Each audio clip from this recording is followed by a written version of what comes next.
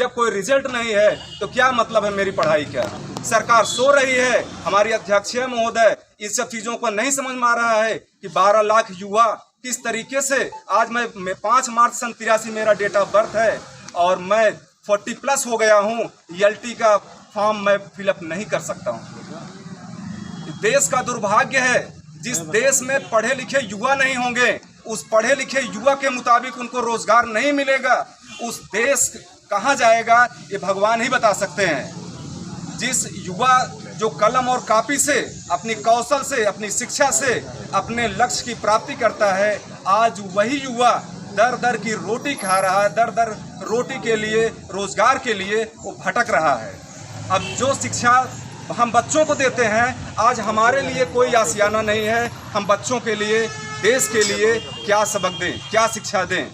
हमारे आसपास के लोग प्राइवेट नौकरी करके वो अपना घर बना लिए, घर मकान बना लिए। आज हम एक शैक्षिक वर्ग से सोचते थे मैं मेहनत करके एक अच्छी जॉब पा जाऊंगा, कुछ अपने एक सोसाइटी में, एक समाज में जो मेरा क्रेज है, नहीं यार इंग्लिश से MA है, BEd है, एक अच्छे युवा हैं, एक अच्छे पढ़े लिखे हैं, इनका समाज में एक स्टेटस है, हमारे गांव देहात वाले समाज वाले, नहीं अंतरीक्ष सर का एक अच्छे व्यक्ति हैं, एक अच्छी ओपिनियन लेनी चाहिए, एक अच्छी सलाह लेनी चाहिए। आज मैं उनको क्या सलाह दूंगा?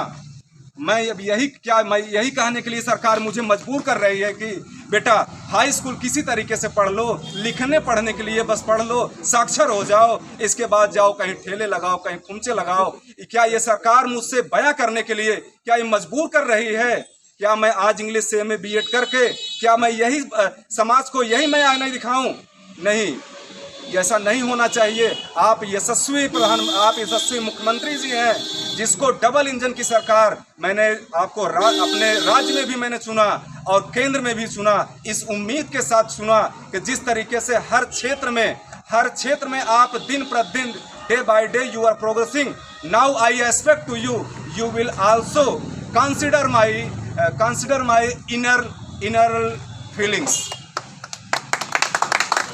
मैं इस चीज से उम्मीद करता हूं कि आज मैं प्रतियोगी छात्र हूं, मैं नेता नहीं हूं। यहाँ पर आज जो वास्तव में जो आए हुए हैं, ये अपने दिल की आवाज से प्रेरित होकर के यहाँ पर आए हुए हैं। वास्तव में मेरी बात जहाँ तक मीडिया के प्रेस वालों के माध्यम से, PS परिहार जी के माध्यम से, आयोग के मेंबर के माध्यम से यशस्वी मुख्यमंत्री जी को मैं आगाह करना चाहता हूं कि वो दिन फिर न आए कि जो हम आपको एक बार फिर से रोते हुए संसद में देखे थे और फिर केंद्र में जिस तरीके से आपकी सीट हार हुई है, फिर वो समय न आने पाए। आपके करीब मात्र 2027 आपके बिल्कुल करीब में है, फिर उस दिन देखने को आपको न मिले। हम आज पढ़े लिखे लोग हैं, हम शिक्षित बेरोजगार हैं, इनके दुख दर्द को समझिए आप। और नहीं तो एक परिवार में एक ही व्यक्ति है पढ़ा लिखा और उसके अंदर में 30 से 35 वोट है। हर घर का, हर समाज का, हर वर्ग का व्यक्ति यहाँ पर इलाहाबाद की धरती पे पढ़ने के लिए आता है। लेकिन हमारे गांव में 70 घर हैं, लेकिन 70 घर में से मात्र 8 लोग इलाहाबाद की धरती पे आए हुए हैं। लेकिन ये मान के चलिए वो 7 मेंबर, 7 कम्पिटिटर का जो वोट है वो 7 लोगों के माध्यम पे है। जिस तरह जहां एक बंदा कहेगा उसके अंदर में पूरे परिवार का वोट जाएगा, पूरे रिश्तेदार का वोट जाएगा, तो पूरे समाज का वोट जाएगा। न हम लोग जात की राजनीति करते हैं, न धर्म की राजनीति करते हैं, न संप्रदाय की राजनीति करते हैं। वास्तव में हम एक कम्पिटिटर हैं, एक परीक्षार्थी हैं, एक प्रतियोगी छात्र हैं। हमारे दुख दर्द को समझिए।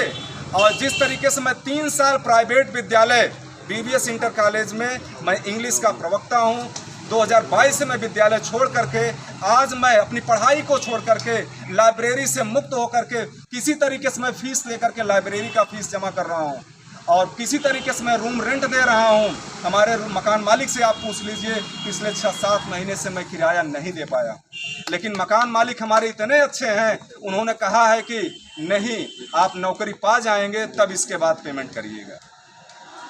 तो मैं इस चीज को आगाह कराना चाहता हूं, माननीय यशस्वी मुख्यमंत्री जी, आप मेरी अर्ज को, मेरे गुजारिश को आप समझिए और इसको अतिशीघ्र, जल्द से जल्द आप यहाँ परीक्षा का डेट निर्धारित करिए ताकि हम समय से हम लोग एग्ज़ाम दे दें, अपने बेटे और बेटी को इलाहाबाद की धरती पे आकर के और उनको सही से हम CBSE बोर्ड में एडमिशन दिला दें, उनको हम मेहनत से पढ़ा सकें, शिक्षा दीक्षा दे सकें और सही से उनके सपनों का और अपने सपनों को अच्छे ढंग से परवरिश कर सकें।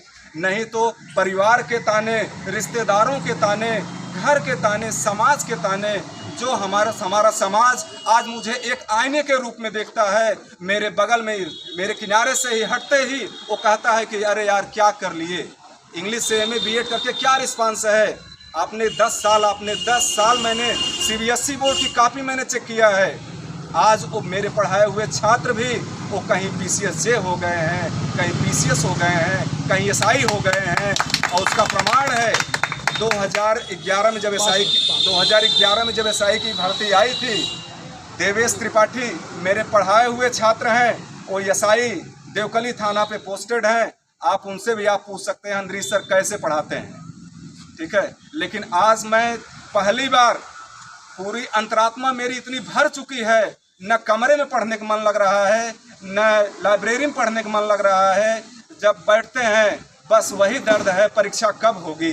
मिसेस कह रही हैं कि बच्चों को कब पढ़ाएंगे, 60 साल 62 साल इसका कोई डेट नहीं है, तो आप 62 साल तक परीक्षा की तैयारी करिए, तब फिर जब तैयारी आपकी पूरी हो जाए तब अपने बच्चों को ले जाइएगा इलाहाबाद की धरती पे, उनको पढ़ाइएगा। क्या यही मैं सुनना चाहता हूं अपने परिवार से? क्या मैं यही उम्मीद लगाता हूं मुख्यमंत्री जी से? क्या इसी तरीके से मैं इंग्लिश से MA BEd करके इसी तरीके से समाज का ताना सुनूं, परिवार का ताना सुनूं? क्या आप इसीलिए मुझे आप इतने योग्य बनाने के बाद अयोग्यता मेरे हाथ में है? मैं अपनी वाणी को विराम देना चाहता हूं। हृदय में बहुत सारे मेरे दुख दर्द हैं, मैं कह नहीं पा रहा हूं अपने शब्दों के साथ। मैं उसको I never beggars descriptions in my words. बहुत बढ़िया, थैंक यू वेरी मच। जय हिंद, जय भारत। जैसा कि मित्रों